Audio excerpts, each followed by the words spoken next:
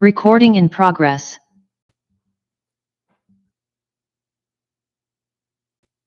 Ready? We're ready. Good. All right. Welcome, everyone, to the Design Review and Tree Board meeting of November 28th. Could we get a roll call, please? Certainly.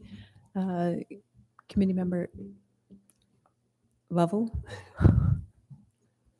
Here. member Diedler, Here. member Bush, Present. Vice Chair Hanley is absent today, and our alternate, Marshall Valve, is also absent today. Chair Langberg. Here. Okay, and we do have a quorum. Thank you. So our next item is approval of minutes from May 23rd. It's a meeting we were first looking at the objective design standards as a board. So we do have a quorum of people at the meeting. We could approve the minutes. Does anybody have any comments or discussion first on those minutes? Yeah, I don't have any presence within the meeting minutes themselves, but I know I was present for that meeting. I've double checked. Did I not say a thing the whole entire meeting? It's no joke, seriously. That's true. So these are recorded and done by professional stenographer. So I do know that at the first meeting, mostly it was the two the design guidelines subcommittee members. And then I believe Vice Chair Hanley made some comments, but I think it was pretty minimal on the other member comments. Okay. Yeah. Okay. Actually, as you say that, I think we sort of got to a point after a lot of Melissa's comments of, okay, we're not continuing in a way. And I think you were about to make comments, and then we sort of knew we were just coming to another meeting. Okay. Yeah. So I just couldn't remember that. Sorry, I didn't. Yeah. Okay. Thanks. Any other comments on the minutes? No. Would someone like to make a motion? I motion to approve, I motion to approve the minutes. Thank you. A second? Sure, I'll second them. Okay. We have a motion and a second. Could we take a vote? Sure. Member Lovell, Aye. member Diedler, Aye. member Bush, Aye. and Chair Langberg. Aye. Those minutes are approved unanimously with 2 absences or 1 absence. I'm not sure how we do that with the alternate here. Okay, thank you. So about any planning department updates? Sure. So let's see. It feels like we just met. We have a couple items of interest to the board. We do have the objective design standards going to the City Council next Tuesday. That is on their agenda. And then that is also the time when they change the mayor and vice mayor. And that's usually the first thing they do at that meeting. So obviously there will be a new mayor in charge when that item comes up. We do have a level of service report, which I know has generally been transmitted to this body after it goes to council, just as an informational item that will be going to council the second meeting in December, as well as the Planning Commission work plan, which includes a couple of items that are that involve the Design Review Board as well, such as the SB9 regulations. We did get the revised draft of the SB9 book from the consultant, and so staff needs to still write the ordinance that for the municipal code that would go along with that. And so we anticipate that that would be coming most likely to a potential joint meeting. I know we had talked about a joint meeting with the Planning Commission and DRB to review that all at one time. Right now we're looking at the second meeting in January for that. And then in terms of construction projects, The Woodmark project is well under construction. They're getting close to finishing the grading work. They have 2 foundations of the 4 buildings poured. They're working on some compaction for the 2 front buildings, and also putting in their fire line. Once they get the fire line in on the west driveway, that western driveway will actually become the main entry and exit for construction, which we think will help some of the Bear Terrace, Bear Meadows Terrace development in and out for that project. But that project is moving along. We did have a kind of an interim construction meeting with them a couple weeks ago, and they are actually looking at bringing in prefabricated wall units, which will help with the construction timing for that, and also hopefully reduce noise on site since there's a lot less hammering, sawing, and pneumatic nailing since those will be mostly constructed off-site. Right now, they're looking at completing construction end of next year for that. So, and the planning department continues to get a lot of interest in the rental for those units. We know there's a big demand in the community. So, additionally, the Elderberry Commons, which is the Sebastopol Inn conversion to permanent supportive housing, we have received the building permit for that. Those conversions. And I think it's fairly close to issuance. Same with the Habitat for Humanity townhomes. That's the 4 townhomes across from the Safeway site, which you all saw last year. They are almost ready to get their building permit issued as well. So a few projects kind of in the queue looking to get going in the near future. Susie, am I missing anything that you can think of? Oh, I guess if you haven't seen it in the news, the city council has selected and approved a new city manager, John Swartz. He's the assistant city manager at Roanoke Park right now, and he will be starting January 2nd, I believe. So right after the new year. And I think that's, oh, yes, thank you. We do have committee and board vacancies under accepting applications right now. We have 2 seats on the Planning Commission, I believe 3 on the DRB, and I know John notified you, the members whose terms are ending December 31st. We will likely request that anyone who has their term ending and is choosing not to renew, if you are willing to if you are renewing, if you would continue your service. It looks like the council won't be appointing new folks and doing interviews until at least mid-January. And so we'll get in contact with you all individually about that. And then I know we also have some Climate Action Committee members. They have 2-year terms, so about half of those are up as well. And then we did just issue, like literally half an hour before coming down here, the request for proposals for the Caltrans Sustainable Transportation Grant work. So that is now up on the city's website. We'll get proposals from that in January. I did meet with some community members prior to issuing the RFP, actually a couple of you folks and some other interested folks. And it was requested that we do just a regular RFP, open RFP. So that is what we have done. And like I said, that's on our website. We'll certainly be sending that to the on-call consultants who the city has agreements in place with already.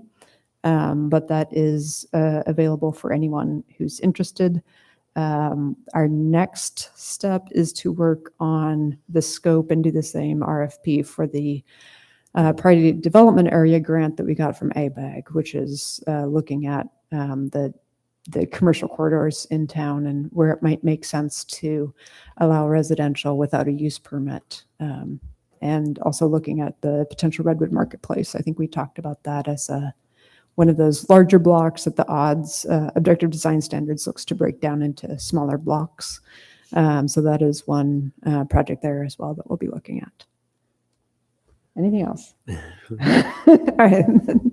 All right. And happy to have answer any questions you might have as well.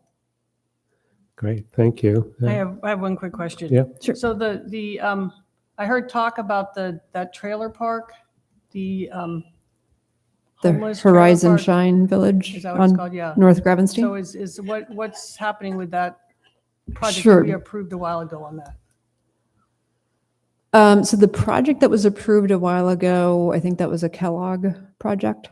That expired a couple of years ago, actually before the property was purchased by St. Vincent de Paul. St. Vincent de Paul now owns it. They purchased it before the Sonoma Applied Villages RV Village went in.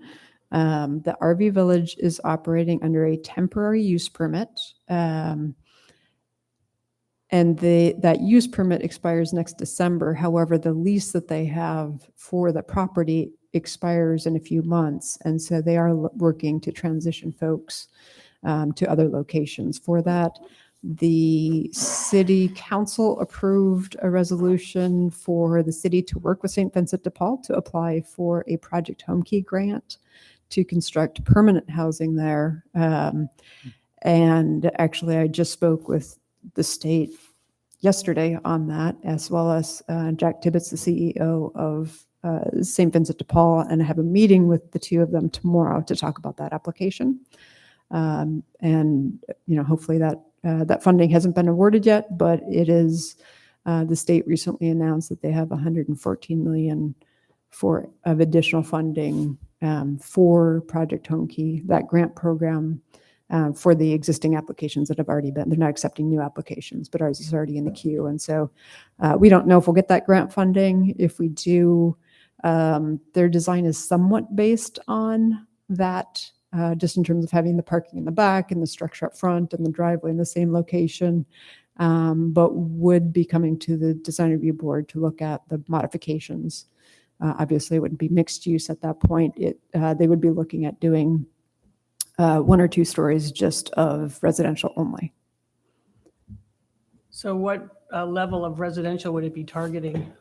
So their focus, St. Vincent de Paul, is to do permanent supportive housing for low income, and so that is what the grant is for, and what they would be looking to do, whether it's through this grant or some other grant.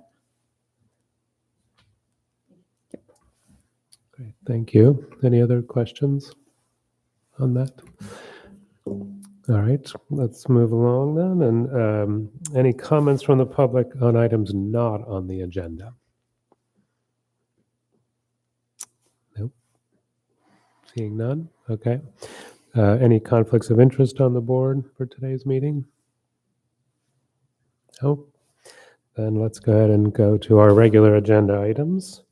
We have 2 tree removal applications to look at. The first one is at 6700 Sebastopol Avenue. If you could get a staff report on that. Absolutely. Thank you, Chair Langberg. So this is, and before I start, I will note that we were alerted by member dealer yesterday that the required notice was not on the tree. We did the Press Democrat notice that was required, but the applicant had not done that. So we cannot discuss that today. However, I will give just a brief overview of what it is and an opportunity for the board to ask for any additional information they feel would be helpful, so that when we do bring it back, once it's been properly noticed, we know that the board would have any information that you might need.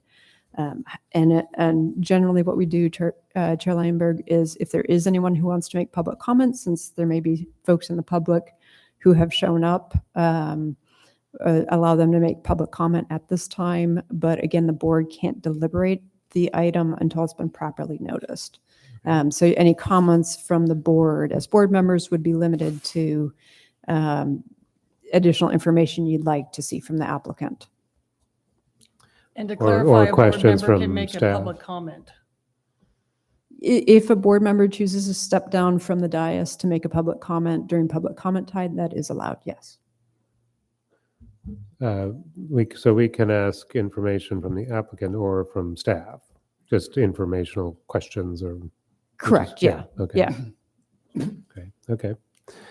So just to, sorry, thank you. So that is and this happens once in a while. Usually we pull it, but in this case, it's still on the agenda. So we'll just see if like I said, if there's any additional information you'd like us to put together in an amended staff report. The tree itself under question is at 6700 Sebastopol Avenue on the corner of Highway 12, also known as Sebastopol Avenue and Morris Street. It's a bunya tree, which is also called a monkey puzzle tree. It is approximately 75 to 85 feet tall with long horizontal branches and fronds. And the applicant has submitted their material. And I don't know, we do have Becky Duckles, our city arborist here, if you have any questions for her as well. Okay. Thank you. So any questions for staff from that report? It said that the staff report noted as a 35-inch DBH, and your report, Ms. Duckles, says it's 59 inches. So I just thought I'd just get clarification. Yeah, I made a mistake in printing wrong. Okay. The first time. It's the bigger diameter. It's the 59-inch? So that's correct on your report. That is correct. Good, thanks. Christine? The report discusses the hazards of the tree. And so I would like to know how many people have been seriously injured or killed by this tree during its 100-year lifespan.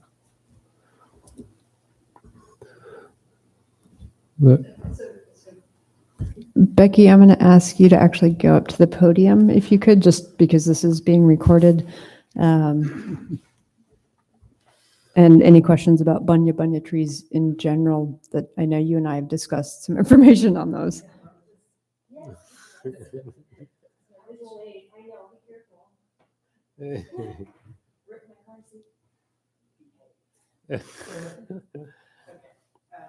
Just make sure the microphone's turned on there. Thank you. One thing I didn't mention in the report was that this tree also has a mild infestation of borers. I could see some of the exudate and a few of the exit holes on the trunk, and it wasn't a heavy infestation, but it's just something I'll add because it wasn't in my report. These are all over the ground around the tree, and they're very sharp, very pointy, and I really don't know. I cannot say that I know of any particular person that has been injured by them, but these are all over the ground and they fall frequently. And the larger fronds with the full sort of complement of all these little partial fronds. I don't really know the biology or how to describe those parts of the leaves, but they're heavy, they're dangerous. And in the past, it hasn't really been much of a problem. It was discussed probably 12 years ago, I think, when Caltrans was talking about widening the street and putting a sidewalk through there. And they ended up doing their best to change the configuration and not putting a sidewalk down there because they were afraid that some of the big fronds where you could see on the trunk that they have been cut off in the past. They're very woody, they're very heavy. They have been cut off in a lot of parts on the trunk. I have clients in Santa Rosa and other areas that have the same species of tree, and people have been injured by them in common areas, and they have to have the homeowners association remove the fronds for safety and hazard reduction. In the past, there's been very little activity around this tree. Nobody really walks there, or sits there, or picnics there, but with the increased activity planned by the expansion of seismic brewing and a patio there, then even these things could really injure children, and they're planning on, welcoming children to this patio. So I think it's sad to talk about removing it because it is iconic. It's a kind of a main feature of the entry to town, but I also don't think that it's really suitable to have to, worry about. I mean, you would have to cut off basically most of the fronds. It's very hard to predict which ones are going to break off or which ones are weak. These are, dead ones that probably could be predicted and removed. But in my opinion, the hazards outweigh the benefits of that tree. Any other questions for Becky while Yes, I she's have, up I here? have another question. Go ahead, Christine.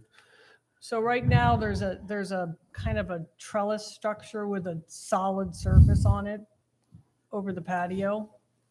It seems like that could land on that and then be cleared off later. It seems like it brings to mind mitigating factors. Well, if you would like, we can pursue with the owners of the property what exact improvements they're planning on doing and what structural amenities they're going to put there that would protect people from, being hit by any falling debris. If it's going to be like a solid structure, then maybe that's something that could. They would have to consider the weight of the fronds, the weight and the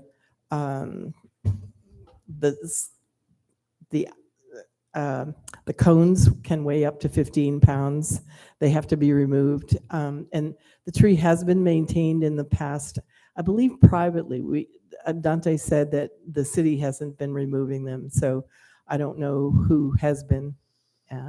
But they do require maintenance to reduce that level of hazard. But we could look into what they could propose to see if there's anything that would be suitable to really protect people that would be under it. Has anybody investigated the sort of average size of cones for this tree? I mean, up to 15 pounds for any tree, or does this tree have big cones? This species. But this tree? This tree, cones have been removed in the past from this tree, and How big? they are large. How big? How many pounds? Weigh them. They're dense, they're woody, they're heavy, they're pointy. I didn't touch them, I didn't lift them, so I'm not a very good witness to that. Thank you. Any other questions, Becky, from the board while she's up there? Go ahead, Lynn. Yeah, you're calling that branch that's on your podium there a frond? Well, as I say, I'm not sure of the nomenclature of the particular parts of that tree. It's kind of like, it's got anywhere from 6 to 15 foot long branches, if you want to call them that have these all over the branches. And so I'm just calling these the fronds, and the branches, the lateral branches. I've actually tried to look up more about this tree, and there's just not a lot of literature about it, but I have talked to homeowners associations and landscape maintenance companies that do have to deal with them, and they use more kind of every man's common language than I am even to describe these, but they are considered something that is part of normal maintenance of these that has to be done regularly. Where else are these trees located around here? There's some in Santa Rosa at some homeowners associations. I could try to get other locations. I could look into that for you if you want me to try to find some others and Do you find know out. exactly where in Santa Rosa? No, I was just talking to a head of a property management association, and I can check with her and find out the address.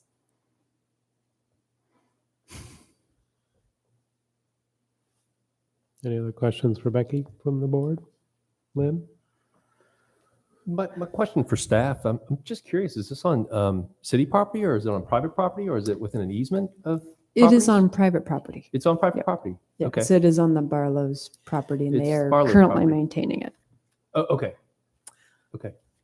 So it would be the property owner's responsibility for its maintenance and not that of the city of Sebastopol's Correct. Public Yep. Utilities Department. Thanks. Yep. Yeah, and as Becky mentioned, Dante Del Prete is our public works superintendent. He has confirmed that the city does not maintain this. Yeah. Okay. Question for staff also that, and Becky referred to it, it talks about the expansion of the outside patio. So we're looking at this as a tree removal permit because of a project that's coming down the road to expand that project, that building there?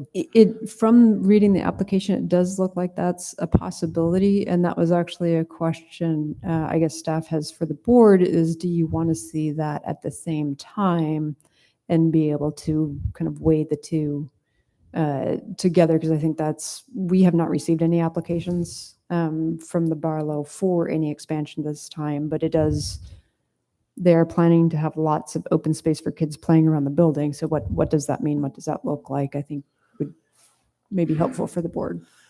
If I may say something to that, that's a good point. And so in the past, decades ago, there was a situation where somebody was doing a lot split on the north end of town near McFarland, and they wanted to put an in-law unit on this lot.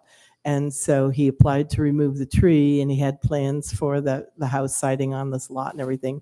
And then he got divorced and didn't do the lot split, and he had already removed the tree. So that is a good point, and we could wait until closer to the time when they actually have a definitive plan, and that would give them time to look into whether or not there's some mitigation measures structurally they could do to maintain it. And if I may add, we've already set precedent for that. Actually, I was the one that did that. We had this occurrence, and so then we had the lot that's now developed, which is the famous lot on the corner of Murphy that took so long to develop.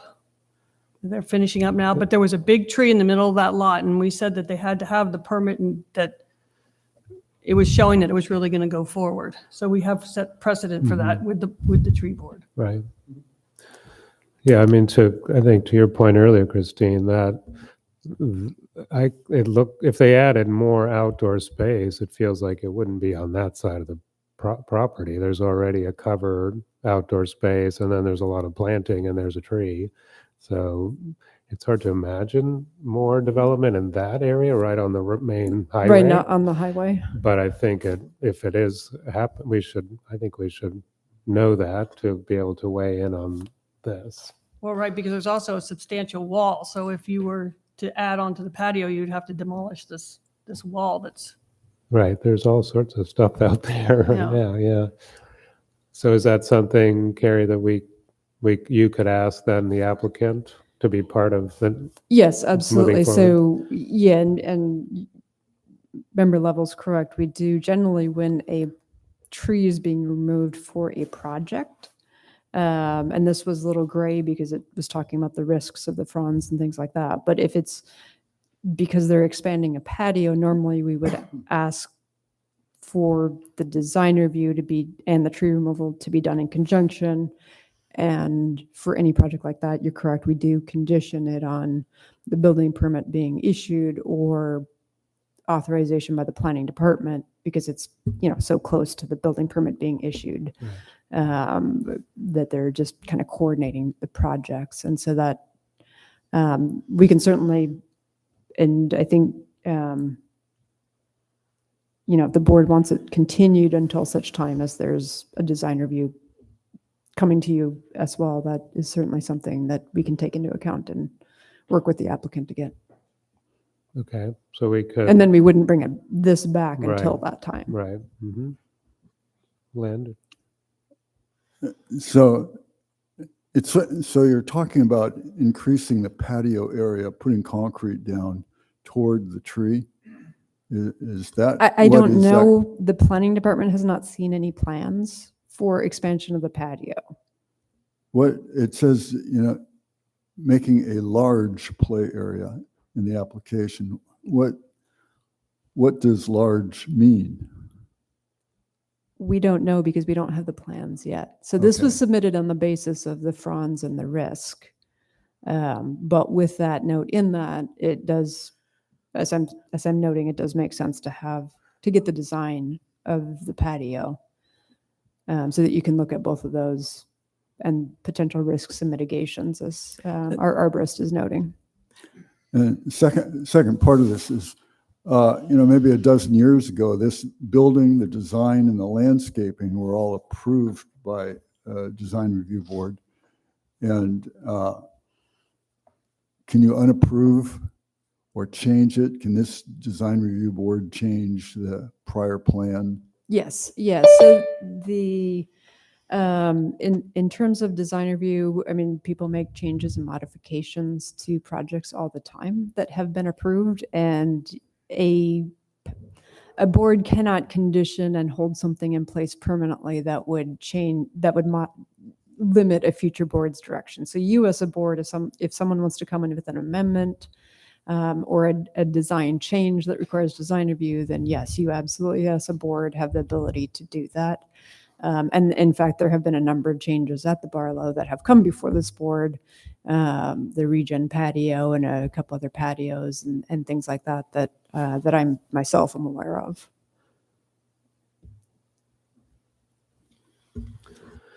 All right, thanks. Any other questions for, Becky? Yeah. One other thing to go along with Lynn's point is good that at that point, when they do have a more concrete design, we can actually look at what the footing would be and what the, any grading and whether that might affect the roots because they're fairly shallow. So that would be something that would be looked at too in terms of if we were doing our best to keep this tree and what issues there might be in regard to branches and the trunk as well as the roots. Sure. Yeah, go ahead, Carrie. Thank you. Yeah. When the Barlow was seeing its improvements, landscape improvements, I think it was under the condition that the city arborist as yourself would be there to see and oversee the construction impacts that this monkey puzzle would have seen at that time. Was that carried out? That has happened actually Thanks. already. When Seismic built that section of the building, they called me out and I looked at the excavation, which had been done by hand, and they hadn't encountered any roots. So, thank you. Great, thank you. Lynn? You turn on your mic. Sorry. In looking at the tree, the subject tree, I look at the palm trees that are adjacent to it and wonder how much better it would be if that large palm tree, which is overrunning and outgrowing Valley Oak that's right next to it, and the oak is leaning hard on the house but has no branches going in toward the Barlow building. Can this board make a recommendation that that palm be taken out because it's simply quite feeling out of place? May I say something to that? The oak tree has a major structural weakness. It's actually, the trunk is splitting and you can see daylight through the crack. So I don't think that oak is going to be there very long. I can't remember if they've already had approval to remove that tree or not. Carrie might remember. I am not sure. I think they may have because of the hazardous condition of that tree. Yeah, thank you. We're getting confirmation from the applicant. Okay. Yes. Thank you. But in response to that, I would ask the board to refrain from making deliberations or recommendations at this time. If you as a board member want to talk to staff individually about anything, you're always welcome to do that. Okay. Carrie? There's a really fantastic book. Michael Durr is a wonderful writer about amazing trees. I think he's got a number of books, but that was my source of reading about the monkey puzzle. If you guys are inclined, I think that would be a fun read. The guy's a great writer, comical writer, but I think he came to the United States from South America in 1792 to the East Coast. It didn't do well there, so it moved out to the West Coast, loves the West Coast, and that's what I know. Other than that, yeah, it has all these other things that I'm reading. Thank you. And Michael Durr? Is that? Durr. Michael Durr. Durr. Okay. Thank you. Michael Durr. Yeah, I think I have that book. Okay, great. Any other comments or questions from the board for staff or our arborist? Okay, seeing none, we should take some public comment on this item. Correct. Anybody? So, sir, it sounded like you had a public comment, if you'd like to. If you could Please go come up to up to where the- Becky is, this is being coordinated over Zoom, and we need the microphone so people can hear. Thank you. You could let us So I know. just Let us wanted- know your name too, Chip please. Sanborn. Wanted to, I wanted Becky mainly to address the issue of the cones, because that's the biggest threat I feel that the tree has. Is, of course, I call those things leaves, and all those little pointy things leaflets on the, and they grow on the branches. Branches, of course, break. Those things fall down. I don't feel particularly life-threatening, but the cones definitely are. And we've pruned that tree a couple of times, at least. Usually after the cones start to fall. They are quite impressive when they fall. The first time it happened, the covered patio got hit pretty hard, and so they went back and replaced the corrugated roof and put a big old hog wire guard over the top of it. And the next time it happened, it bent the hog wire guard really well. I do work also for Salvation Army on the corner of Pierce and 2nd Street in Santa Rosa. There's a larger one of these. They do grow pretty fast. And we cleaned the cones out of that one once upon a time. And a couple of weeks later, the cones were really hard to see. A couple of weeks later, they called me out to show me where I had failed. And there was a big old, one of these plastic sheds, weatherproof or Tupperware or one of those. No, it's plastic kind of. But anyway, it was blown completely apart. The roof was driven to the ground and the sides were blown out, and it looks like a bomb went off. So there's no doubt in my mind that if one of those hits somebody, there's going to be blood. Know what I mean? In New Zealand and Australia and places like that where they're common, it's typical to cone off the area or put caution tape around so that people can't get to the area where the cones are going to fall. So that's my story. Any questions? Didn't think so. All right. Thank you. Any other public comment? Yes, please. Hi, I'm Jennifer. I'm the property manager at the Barlow. We did submit this application because the tenant that's moving into that building is, we do have some preliminary plans. They haven't been submitted yet because we're not quite ready. They're still being worked on. We're just trying to be proactive because it can take a lot of time to get the approval. And of course, if it needs a Caltrans encroachment permit, that takes a lot longer. We're just trying to be ahead of the game. The patio would expand further towards Highway 12, even closer to the tree. And so that's the thought. It's already a danger where it is now. And I wish I had one of these pods to share with you. You could touch that. It's really sharp. But yeah, the pods are what's really dangerous. I think the tree is really dangerous just even where it is now with somebody on the sidewalk. You just never know. And what Chip mentioned, we get it routinely pruned. It's actually due for its pruning right now.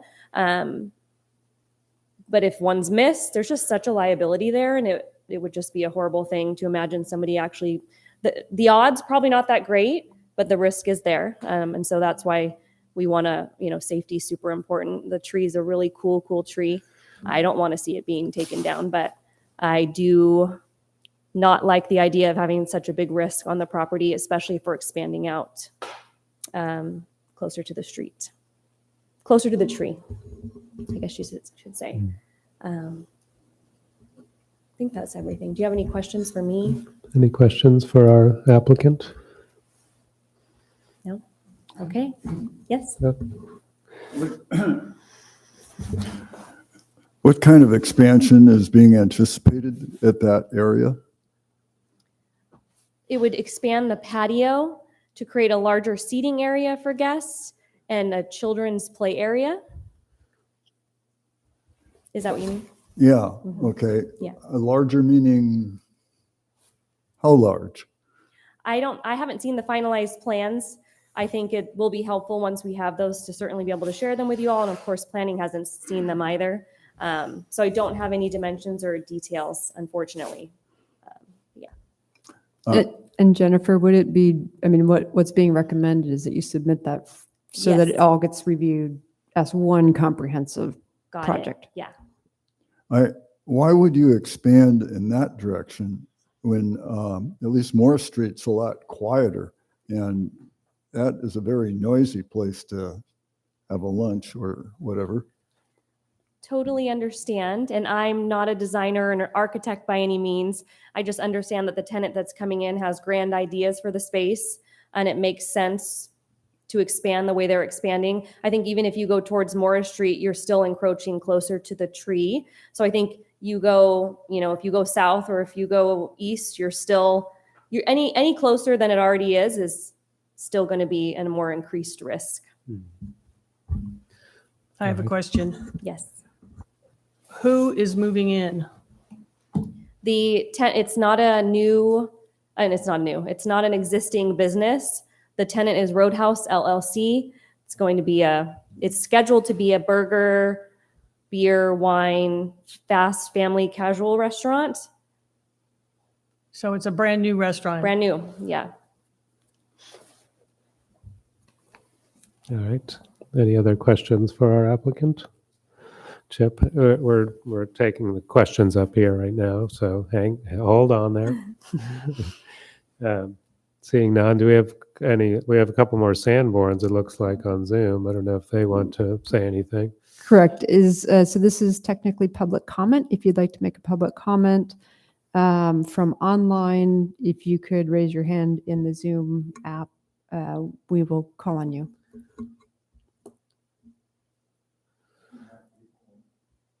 Yeah, we usually, and I apologize, I didn't explain. Usually we do one in person and then one via Zoom and go back and forth. So I just wanted to make sure we had an opportunity for the folks on Zoom.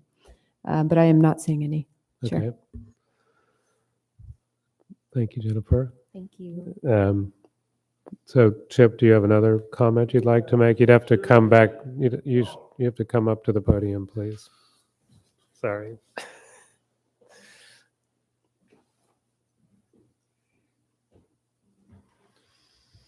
Jennifer, have you spoken with your insurance people or risk managers or anything about that?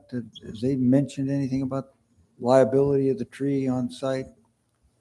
And Chip, I'm going to ask that you limit to public comment, not.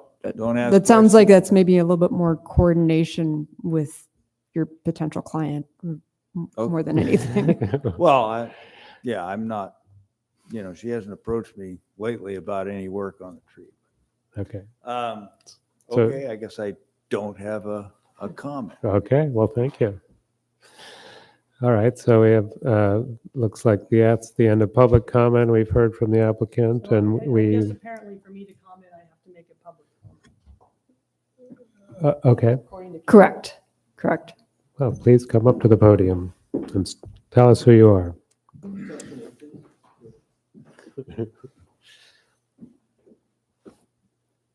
Okay, so I'm concerned about the historical aspect of this tree. It was most likely associated with Luther Burbank, and it makes sense if you think about it logically. He was a renowned horticulturalist, and the other tree that he's referencing is also in the zone that Luther Burbank had his gardens. And people came from all over the world to Luther Burbank's gardens and basically put Sebastopol on the map, one of the many, or one of the few aspects that brought that here. The tree is 100 years old, lives to be 1,000, plus or minus. It's an ancient species, harkens back to the day of the megafauna and the megaflora. That's why it's so large and so long-lived. And it's also an endangered species. So I don't know where reverence is. The average lifespan of a startup restaurant in its first 5 years is what, 20%? But this tree is here. It's been here. It's a gateway to Sebastopol. It has historic precedence. Yes, there's mitigation that would need to have, but I think that this needs to be seriously considered. In my opinion, there should be a parklet there and a placard that describes its historic significance, because 100 years from now, he'll still be standing there, most likely. Barlow, given the commercial real estate debt bomb that's happening, not likely. And I think we should take some consideration to our history in this city, what's left of it. Thank you, Christine. All right, so we've heard from the public and our applicant and the board. So can we make a motion? I know we're not deliberating, but since we now have the project, the building project, let's call it, on the table as well as the tree, can we make a motion to continue? Correct. For Yes, that would be reason? appropriate. Yes. Yeah. Yep. Would someone like to make such a motion on the board? Sure. Well, I'll make a motion to continue the I guess the tree mitigation for this particular species, but it should come before the board at the time of the impact or the plan, the greater plan at large, right? That comes with the project. I don't know. That was a terrible motion. No, but that's anyway, fine. thanks. Continuing the project until such time as the design can be reviewed in conjunction with the tree removal. That sounds permit. great. Yeah. Okay. Hopefully that little machine picked that up right.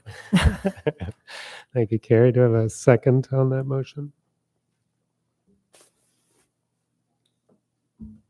I'll second it. Thank you, Christine. Any further discussion? We can call a vote. Sure. Member Level, Aye. Member Dealer, Aye. Member Bush, Aye. and Chair Langberg. Aye. That motion passes, and so staff will work with the applicant to make sure we get all the materials as requested by the board before it returns to you, as well as make sure it's properly noticed on the site. Great. Thank you. How would that be noticed, by the way? Sorry to jump in. No, go ahead. So, sorry, I'll actually let Susie, who takes care of our noticing, explain.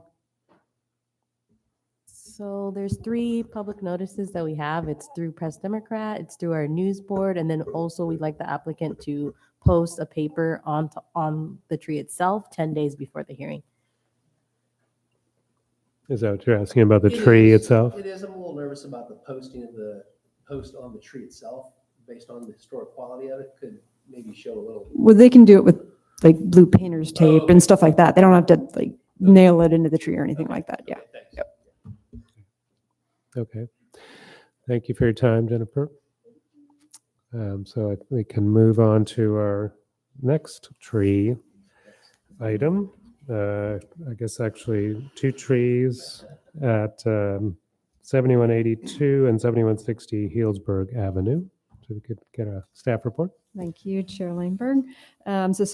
Item 7B is a request to remove 2 trees at the address as noted. One is on the north side of the property of 7182, and the other is a property line tree between 7160 and 7182 on the east side of the property. Both trees are heritage oak trees. And our city arborist has looked at the trees.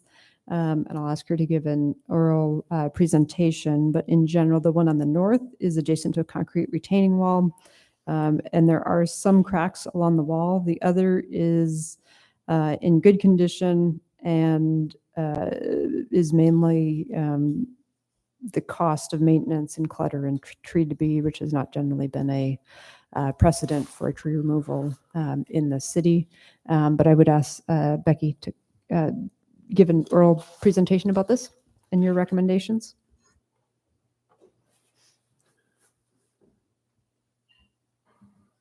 Excuse me, going back to the findings in the tree ordinance that justify removal, it's certainly the case where the one on the north side it's a healthy, beautiful tree, but it is showing signs of displacing and cracking an important retaining wall that would cause some major drainage damage and structural damage if it were to fail.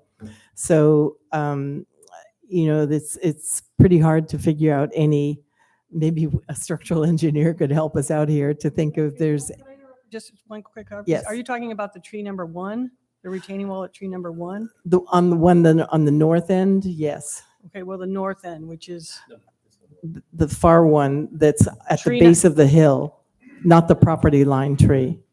It's So- behind the commercial building And going up. behind it. It's the so tree- I it's the didn't tree number really- 1 Thank you. Is that the Yeah. one that's up the hill. Right. right? Yeah, okay. So I didn't really talk about that one in a report because I thought it had been discussed before at length because it is causing structural damage to the wall. And so I thought that one had already been approved for removal because it is causing some damage to the wall, but I'll leave that to you guys to verify. And then the property line tree, I think both trees were of concern to the owners of the property because they drop leaves and acorns and they don't like the maintenance. They don't like to take the leaves off their roof. They say that if they don't take them off the roof, then it pools water and can cause structural damage and backup and damage the structures. But I think that if we allowed every owner that didn't like leaves to fall on their roofs to remove the trees, I think we would be seeing wholesale tree removal in Sebastopol. And we haven't in the past allowed that to be used as a finding to justify a tree's removal because normal maintenance is considered, especially on a tree that was present decades before the property was developed, and especially a native tree. We haven't really allowed that to be a justification for removal in the past. Leaf litter, I think, is just what happens. And these are evergreen trees, so they drop litter all year round. But I think that it's not onerous. I think that if they just had a maintenance guy just go up on the roofs, maybe once every season, like maybe 4 times a year, I think that would be adequate to ameliorate that problem. And so my opinion is it doesn't really justify removing the trees. I looked pretty closely to the one that's on the property line by 7160 or whatever. And I didn't see, it's very close to the residence. And apparently that owner of that property, which is a rental property, is anxious to see that tree removed too, but I didn't see that it was causing any structural damage. It's not in contact with the roof. Both trees have been heavily pruned, even more than the threshold that Sebastopol allows in the ordinance in the past. All the trees on the base of that hill have been heavily pruned to reduce the amount of foliage, presumably, that's dropping on the roof. So any more pruning would be past that threshold and conceivably shock the trees, which is the point of having that percentage in the ordinance. So I couldn't really find any property damage from the one that's on the corner of the house. I didn't see any cracks in the paving from the roots or no contact, no problem. I looked at the foundation as well as I could, and I just didn't see any reason that I thought, it's been pruned pretty much away from the roof too. So does anybody have any questions? Any questions for our arborist or our city planner? No? I just have a question. You're referring to subject tree number 1 having maybe already been approved to be removed or something. So could you clarify that, Carrie? Do you know? That is not the case as far as we're aware, and I did talk to John about that one as well. So. Okay, and if it's, it was, because only one tree was really discussed in Chip Sanborn's report, and that was the property line tree, if I'm correct. And so I am assuming that, I was assuming, I guess mistakenly, that the tree in the back had been approved because it was causing some damage to the retaining wall. But if I can just say on the hoof, I would definitely approve the removal of that tree, because I have looked at it twice in the past with the owners, and it's clearly causing damage to the retaining wall that I don't think can be mitigated, although I'm not a structural engineer. So, But Becky, that tree itself is in good shape. It's the wall, it's not. yeah, it's beautiful, but it's growing out towards the street to grow towards the light, and it's growing from the trees behind it from competition. So it's putting a lot of pressure on the wall, and so it's unfortunately, we've kind of intruded on its space, and it really doesn't have a very good chance of surviving what we need to do to it to keep it from further damaging the wall or possibly falling, possibly, if there's a heavy load from rainfall that's behind the wall, it could be exacerbated by the roots and the soil saturation, and even, amplify the possibility that wall could fail because it is cracked. Thank Quick you. question, though. I just want to be clear. Aside from the wall, let's take that out of the picture. Is the tree healthy? Is it thriving? Yes. Okay, thanks. Thanks, Becky. Any other questions for Becky or staff? Yeah, when was the last time you saw it? I'm sorry. When was the last time you saw septic tree number 1? A week ago. All right, thanks. Any other questions? So we can take some public, actually, we're going to hear from our applicant. So Chip, you're the applicant for this. Yeah. Could you come up to the podium and give us a little presentation for your proposal?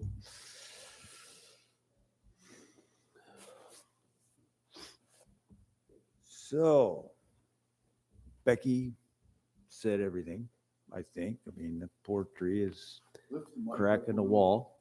I beg your pardon? How's that? Perfect. That's the biggest issue with that tree. And I think the wall was there before the tree, but that's nonetheless. The roots are clearly, in my humble opinion, causing damage to that wall. So that would be the reason for taking that tree out. Questions? Any questions for our applicant?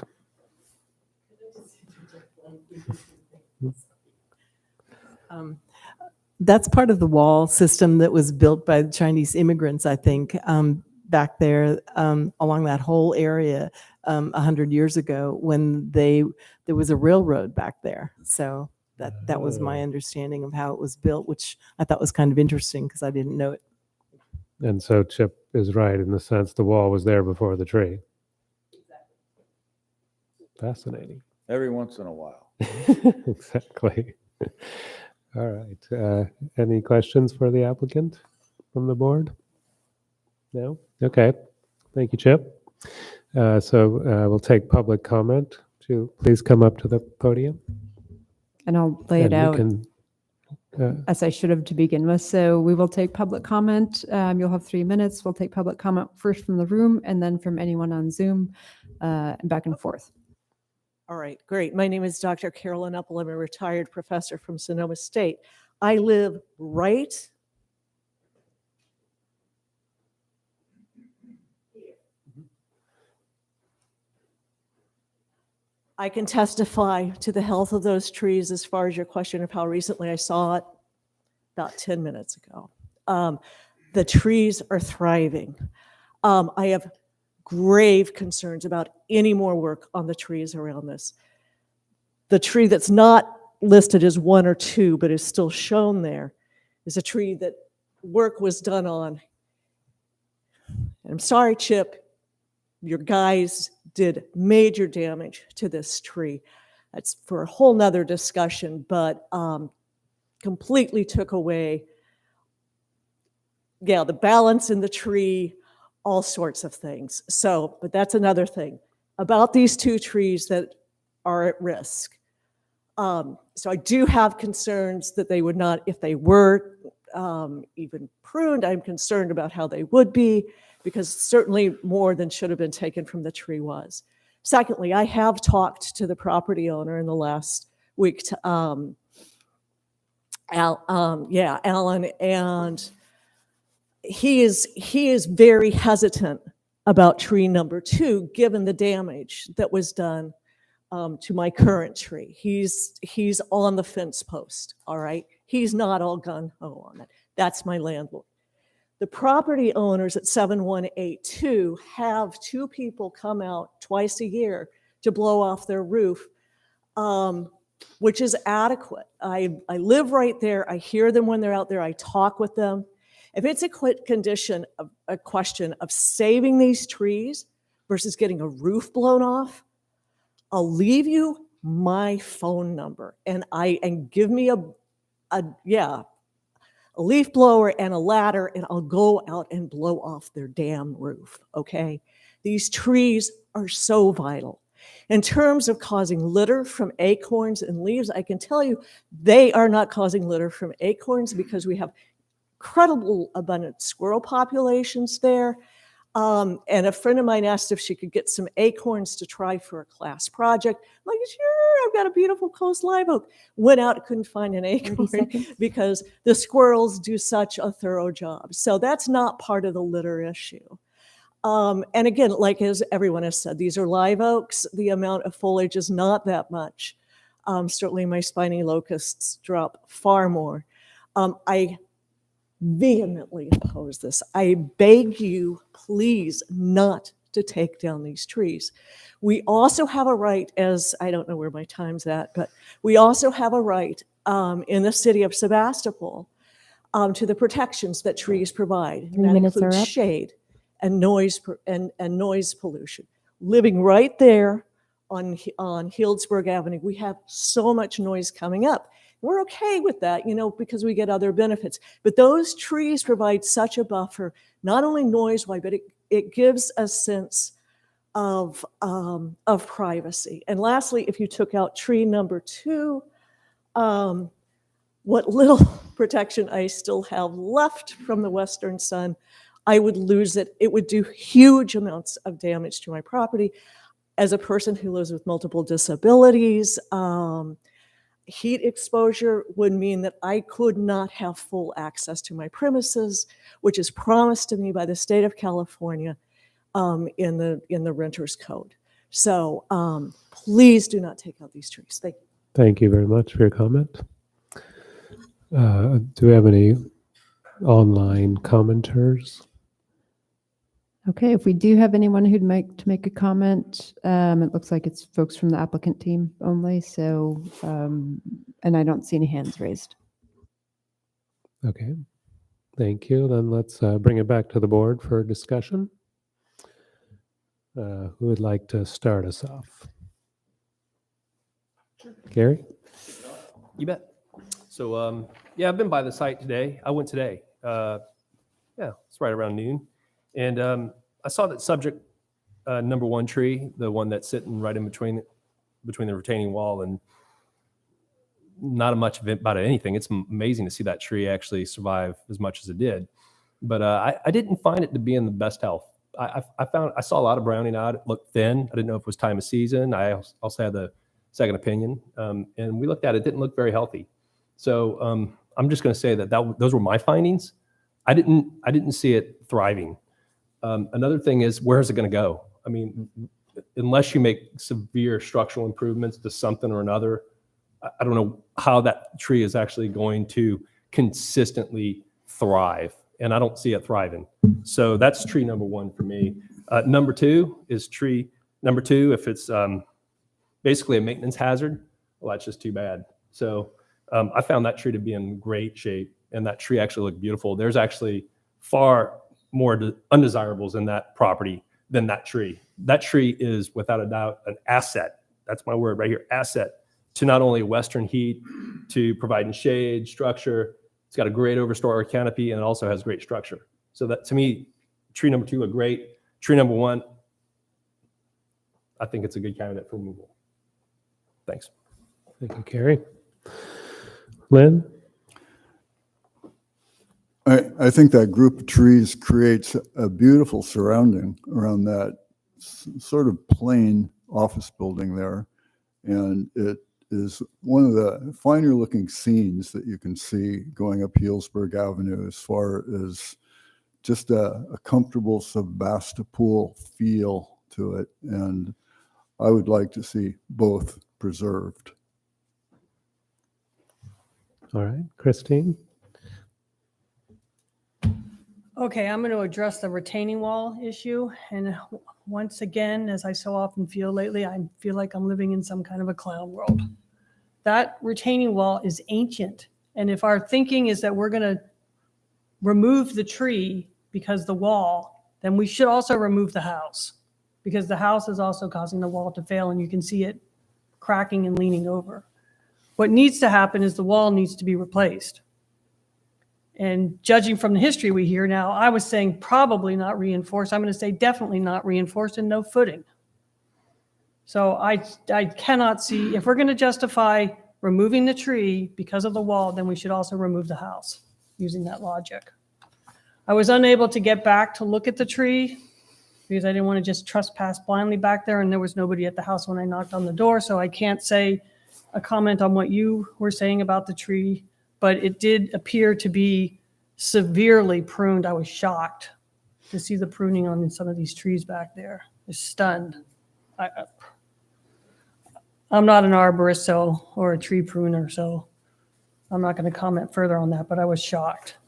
The other tree is perfectly healthy, and I looked at the wall. The lady from the store came out and said, "What are you doing?" Because I'm pushing the across. That retaining wall has a cold joint, so it may be perceived to be a crack, but it's not. It's a concrete block retaining wall with cold joints in perfectly fine condition. To clarify, that's tree number 2? This is tree number 2. Thank you. Yes, I examined both the walls. Tree number 2 wall's in fine condition. It's a concrete block wall. It has a cold joint. It's a separate. There's a cold joint separation as would probably happen, but that's not a crack and that's not a failure. Tree number 1 retaining wall is a joke. I don't know why anybody would even consider removing a tree because of that wall. It's just beyond my comprehension. But the people should be putting in a new retaining wall in, because it's going, and it's going at the house too. Straight over. So I do not support the removal of either one of these trees. And Christine, is to your expertise that because it's the fix to that wall would just be such a huge project, you may as well build a new wall. Right? Oh, that wall needs to be replaced. Yeah. There's no question about it. And the entire property line, it needs to be replaced. Right. Yeah. I mean, it's failing as much at the house as it is at the tree. Mm-hmm. Yeah, I looked back And there I'd as be much well. more concerned about that, because if that wall fails at the house, then what? Then Nobody's the saying house anything goes. about that. It's amazing to me. Mm-hmm. Okay, thank you. Yeah, I don't know that I have much to add. I was out there, and I feel also tree number 2 has no business to be removed. It's a fine tree in a good spot. And tree number 1, I don't know the health of it so well, but I could see the damage to the wall, and yeah, it doesn't feel to me like that's the solution. To remove a nice tree, unless the pruning that was done or the way it's been handled is so bad, it's just gonna, if we leave it, it's just gonna fail soon anyway. That would be my only concern. I would like to make further comment on that. First of all, the condition of that wall, there's no proof by looking at that wall that that tree's causing it. It's an antique going over, and they all do, and they all will. I feel like with the tree, I understand the feeling about the pruning, but I say give it a chance. Mhm. You know, give it a chance to thrive again. All right. Any other comment? Gary? Lynn? Well, I have no doubt from my experience that that severe pruning isn't going to cause any permanent damage to those oak trees, that they'll recover and keep on growing.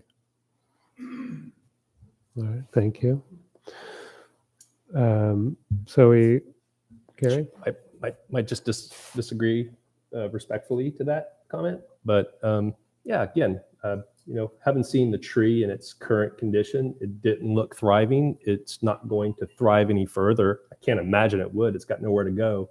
And if we're here to review either the remain or removal of a tree, I don't have much hope for it to remain in its current condition. Now, if we're having a look at a new presentation that shows its mitigation values, then that's something to reconsider, right? Like, there's nowhere for this tree to expand. It's basically pushed out a wall, and it's pushing beyond its boundaries, and it's not going to get any smaller. So what's going to assure anyone here that that tree will then further create a greater asset to not only the property owner and/or its condition for the tree itself? So you can't just whack it back and then say it's going to just respond wonderful to any type of, pruning job. That's not how it works. Trees are a living structure. It has lots of values that create its own, microcosm that supports its own growth. So I'm going to go ahead and just hold my own at that. I think subject tree number 1 is a good candidate for removal because it really doesn't have much in the way of a long-term value. Tree number 2 is a wonderful tree with great long-term value to grow further, to create a greater opportunity for its surrounding conditions. Tree 1 has poor existing conditions for it to go any further. Thank you. I have a further comment. Please. With all due respect. Discussion, yes. I would argue against that tree pushing out the wall. I would say that wall pushed itself out. The way those walls are constructed is they just pour a wall against the dirt. There's not even a footing. So, and I would say that we've heard from the public here that there is some value to that tree. So I wouldn't say no value. Okay, so trees have value. It's just what's its long-term value? I'm just curious, where is it going to go? What's going to give? Is it the wall, the tree? How are you going to mitigate its long-term continuance in its current growth condition? It's kind of a fun conversation. No, because okay, so long-term value meaning what exactly? Everything has its life and its age span. So at what point do you terminate its life?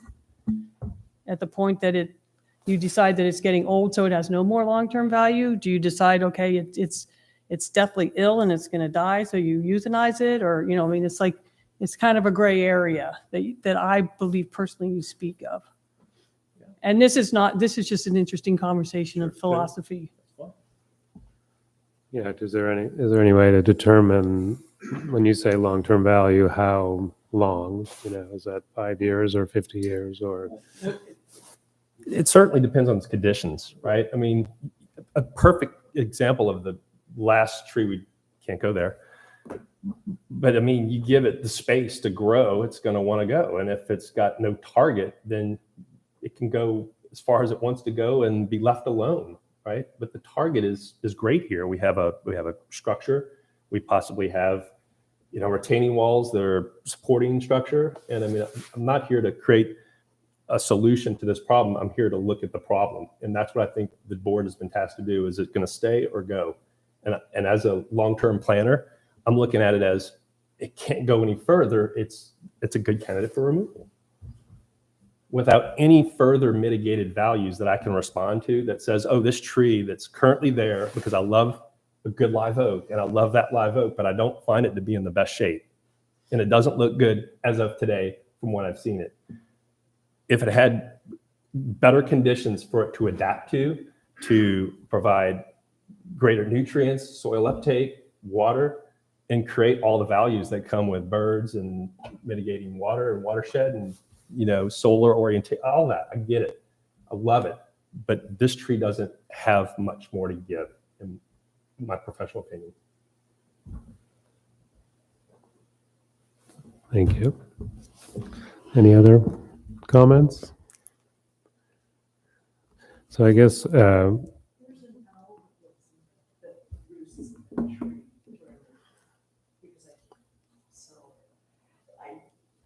don't even begin to know how to say the value of well, road. I mean, if we're going to just talk pure economics, I mean, road control is huge. When you have an So Chair, if Yeah. you wish to allow further public comment. It's okay. Okay. We have no other public comments. Right, so right. But if you it's a- do, I would just ask that Oh, she come to true. the That is podium true, so yeah. that everyone, if, everyone if you'd could like hear. to make another comment, please come to the podium. It's always your right, Chair, to do that. Yes, thank you. and I did speak completely out of turn. You're right. That's okay. But we hear the owl at night because I'm right next to this property. And we all, I think probably most people know that the trail just a block or two over in the eucalyptus, that's where the pair of owls nests every year. And it's probably one of those that's just hanging around. But it is right there in that tree. A possible mitigation thing you guys could consider is, could I see the map again?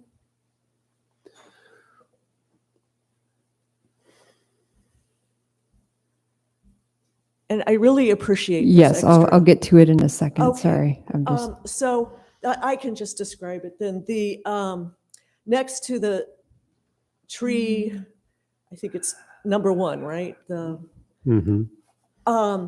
There's a huge bottle brush tree, and I'm assuming those who were out there saw that. If you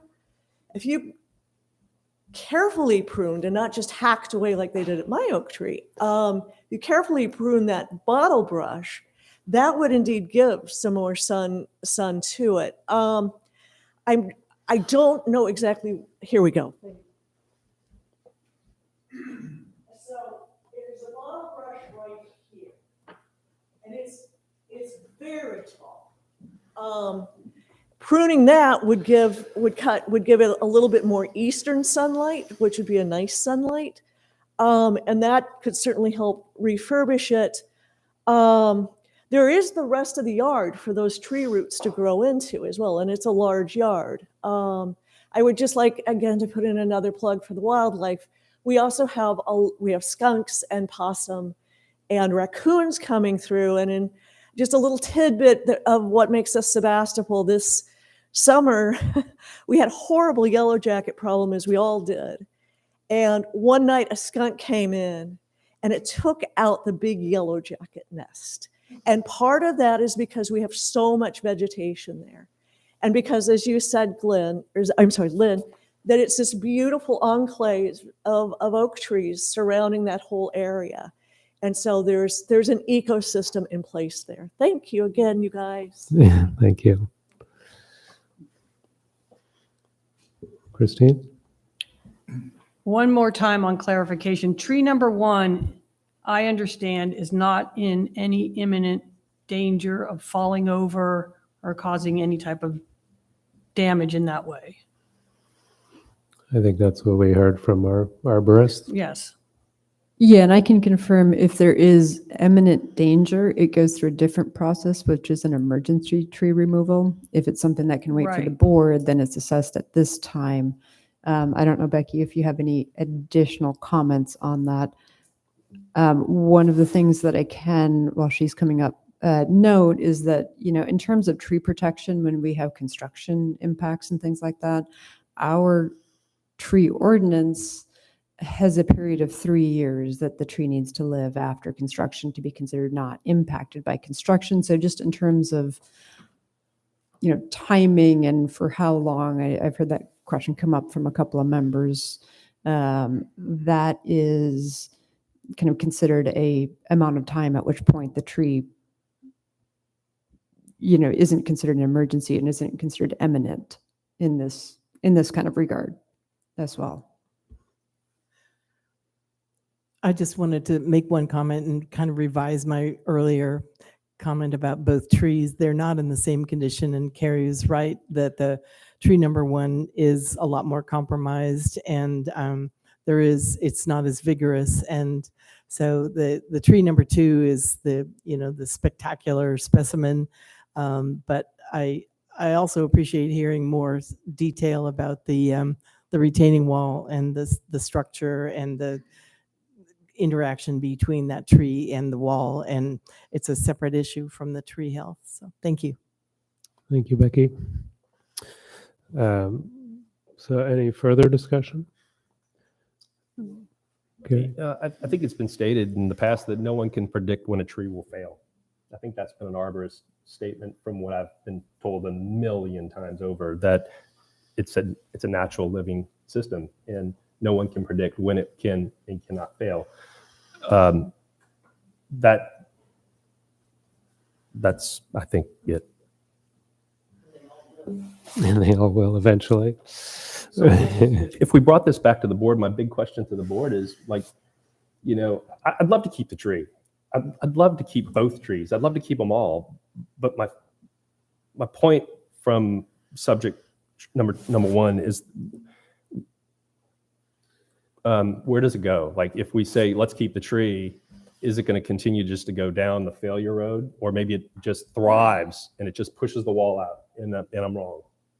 Or does it show significant signs of decline? We wait and let it go through signs of decline to then say, wow, okay, there's really nowhere for this tree to go any further.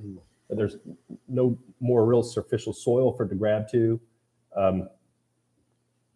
That's, I guess, the question the board here needs to answer is, what are we trying to say here? That we're going to predict its failure now, or we're going to just predict it later? Because in my humble opinion, I think it will fail a little later. And I think that's why I'm noting that our tree ordinance does have 3 years as a, longevity of a tree in terms of this type of evaluation that you may be making.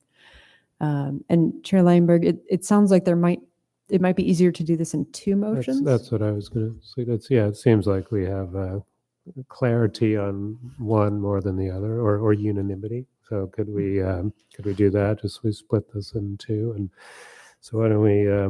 Can I just ask one more quick question Of of Carrie? course. So I think I'm understanding you to say that if it looks like the lifespan of the tree is at least another 3 years, You could use that as a basis of evaluation, because that is actually in our code in terms of when you're doing construction and you're supposed to be preserving a tree, that it needs to remain, viable for 3 years after you finish construction in terms of evaluating construction impact. So a 3-year, what happens after that? I mean, that is construction related and it's not specific to This seems like this particular instance. So the board could, if you're looking for guidance, you could take that as a kind of general time frame of in addressing the question of, well, how much longer could it live? Is that a, come back later kind of a thing? Or is it a, let's just go ahead and talk about it now in this moment.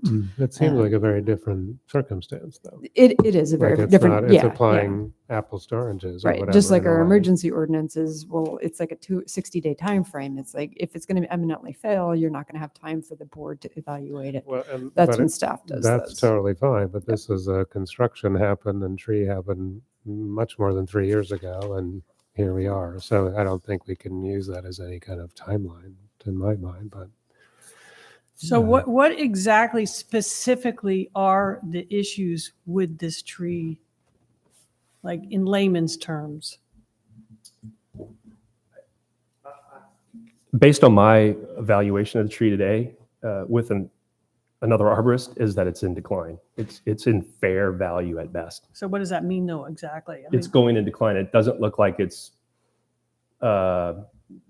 looking very vigorous, right? It's not looking robust, quite like I said, tree number 2 was, and or some of the surrounding trees that actually look pretty good, and they had been significantly pruned and this, that, and the other, but they look, you could tell by the color of the canopy, how much they pushed per year. Just the there's a lot of inner branching and that sort of thing, right? There's a lot of What's inner branching? generally thinning. You'll see a lot of those interior branches just sort of start to fall out, and you just witness more deadwood in the tree than you see it pushing. So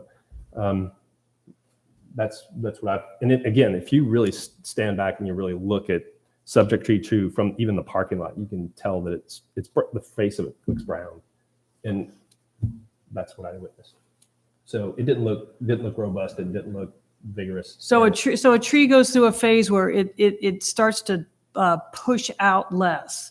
It actually shows, it can definitely push out less, but it can show even further significant signs of decline, which is, again, more interior growth that's failing and whatnot. If you have an arborist here, it can probably explain that more than me, because I'm not an arborist. And so what is the time period that you would expect a tree to go through this sort of decline? Oh, that's hard to answer. It could take years. It depends on its conditions. If it's not going to get the nutrient water uptake, it can be significantly quick. Correct me if I'm wrong. Well, we're using a lot of vague terms, and then just so that I can understand. like Yeah, like nutrient significant, uptake, like significantly quick, like 1 year, 2 years, 5 years. It's impossible to predict a living specimen like that. You're asking a cancer patient how long you're going to live.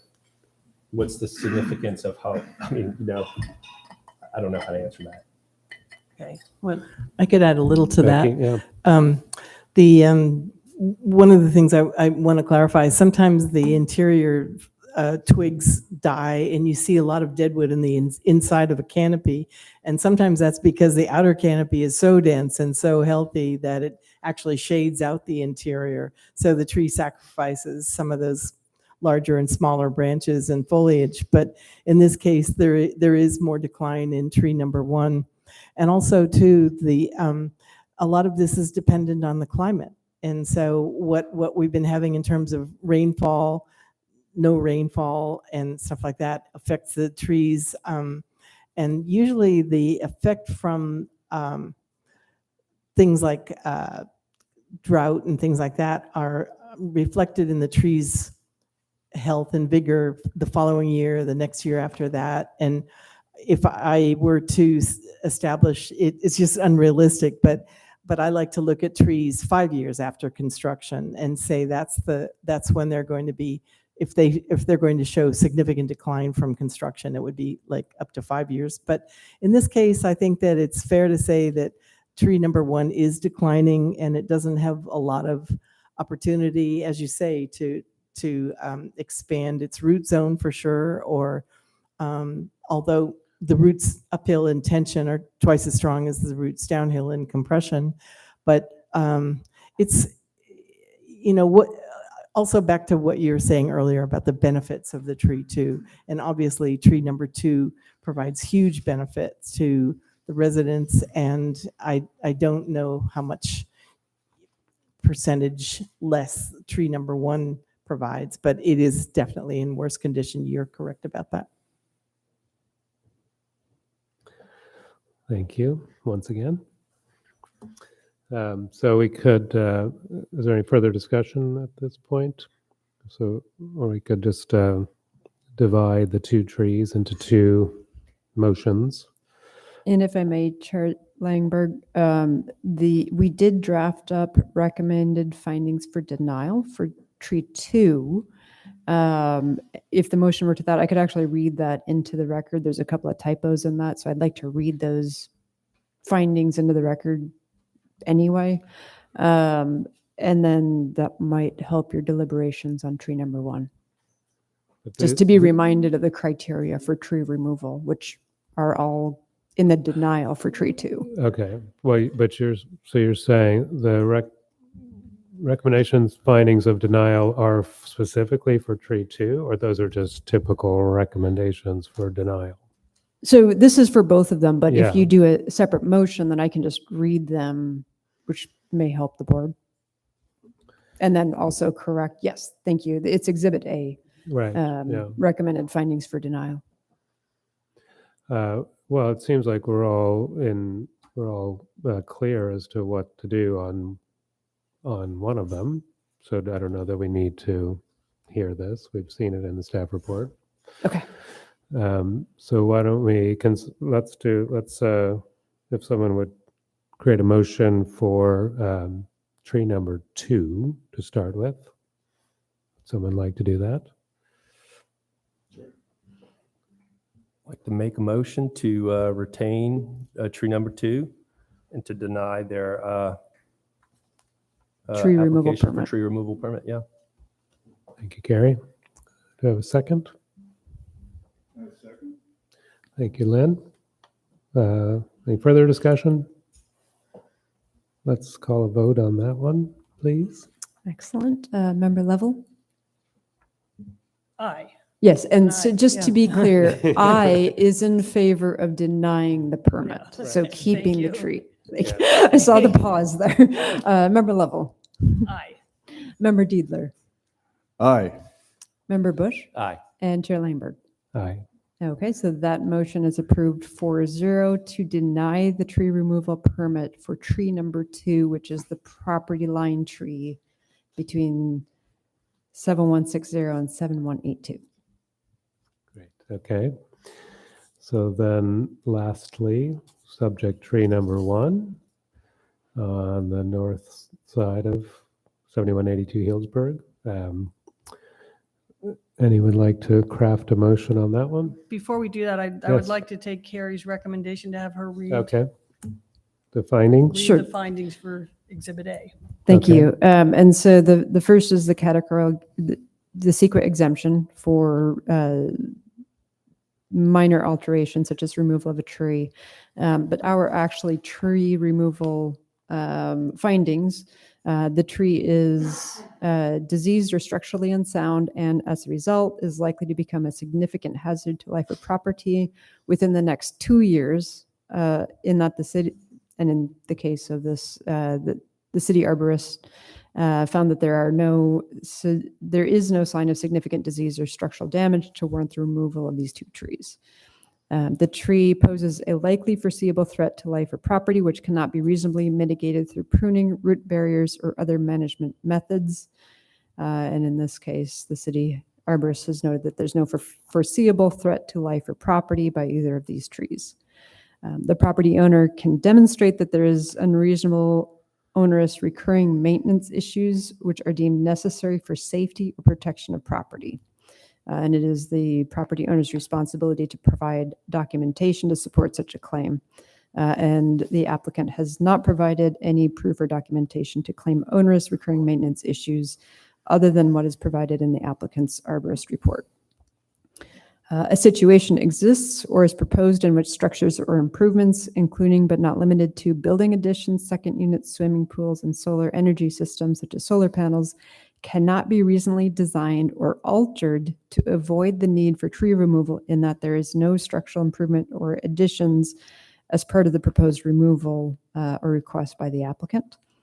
And the tree has matured to such an extent that it is determined to be out of scale with adjacent structures and utilities or with other landscape features The city arborist has stated in their report that the 2 oak trees are in good to fair condition with no reports of disease, pests, or decay. And so in that of note is the 2-year for a diseased or structurally unsound tree. And that there is structural improvements cannot be reasonably designed or altered to avoid the need to remove the tree.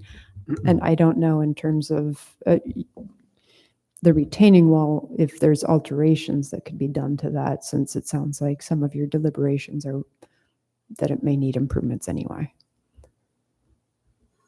Thank you for reading those. Christine? Comment? No. Question? No? Would you like to craft a motion? Yes. Okay, Yeah. go for it. I move to deny the removal of the tree. And that's the motion. But just to comment briefly, while there may be issues with the tree, I don't feel that they're significant enough at this point. Certainly, our 2 experts have not convinced me. And there's time for the tree. And it doesn't meet any of the things that Carrie just read. Okay, so we have a motion to deny the application to remove tree number 1. Do I have a second? I second the motion. Thank you, Lynn. Any further discussion? Can we call a vote? Sure. Member Level, Aye. Member Diedler, I find that it does not meet the criteria and it has still significant value to the community. Member Bush, Nay. and Chair Lineberg. Aye. Okay, and so that motion passes. And I'm sorry, Member Bush, I didn't quite hear. Were you an A? Use a A nay. Okay, thank you. So the motion passes 3-1 with Member Bush voting nay. Great, thank you. And Everyone? there is a 7-day appeal period for this application. And just so the applicant is aware of that, any appeals would need to be submitted to the planning department by 5 p.m. next Tuesday. And any appeals would go to the city council. Chip, thank you very much. Okay, well, that completes our agenda items. So with that, we'll adjourn the meeting.